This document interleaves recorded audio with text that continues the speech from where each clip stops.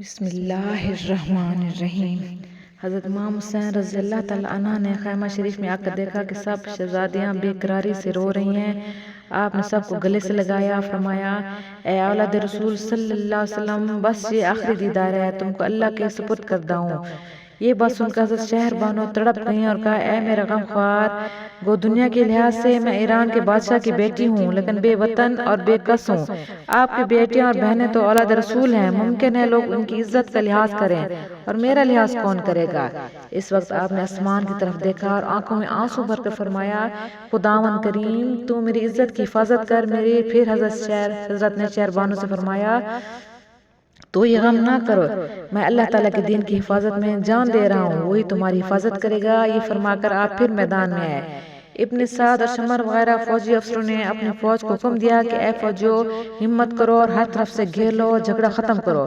بس ان کتوں نے آپ کو ہر طرف سے گھیر لیا، بڑی دلیری سے ان کو مارتے کاٹتے رہے، اور تین دن رات بھوکے پیاسے اور غموں کے مارے ہوئے تھے۔ کہاں تک اتنی فوج سے لڑتے؟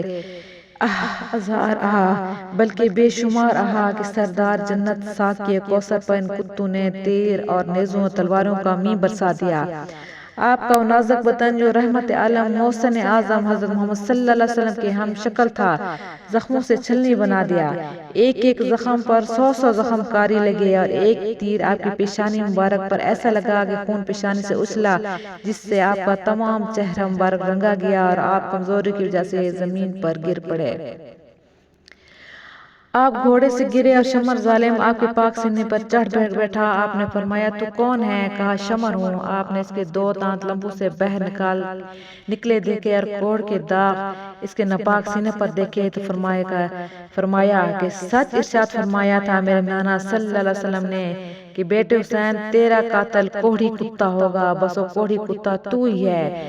اے شمر، میرے نانا صلی اللہ علیہ وسلم میری داہنی طرف کھڑے ہیں اور یحییٰ بائیں طرف کھڑے ہیں اور افسوس سے ہاتھ مل رہے ہیں۔ اے شمر، میں نے ظہر کی نماز کا وقت پایا، ذرا چھاتی سے اتر جا، آخری نماز پڑھ لینے دے۔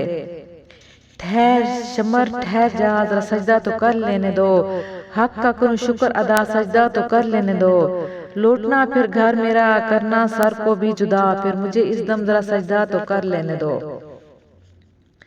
شمر ظالم آپ کی سینہ پاک سے ہٹا، آپ نے ظہر کے فرضوں کی نیت باندھی۔ جب آپ نے سجدہ کے لیے سر مبارک جھکا دیا تو شمر ظالم نے سر مبارک کو جدا کر دیا۔ اللہ اکبر۔ شہزادہ کون حضرت امام حسین رضی اللہ تعالیٰ عنہ کیسے عاشق اللہ تھے، اور کس قدر اللہ کے حکم کی عظمت اور عزت آپ کے دل میں تھی، اور کس قدر نماز پڑھنے کا شوق تھا کہ زخموں سے چور ہیں مگر نماز پڑھتے ہوئے عین سجدہ کی حالت میں آپ کی روح مبارک جنت الفردوس میں جلوہ افروز ہوئی۔ انا للہ و انا الیہ راجعون۔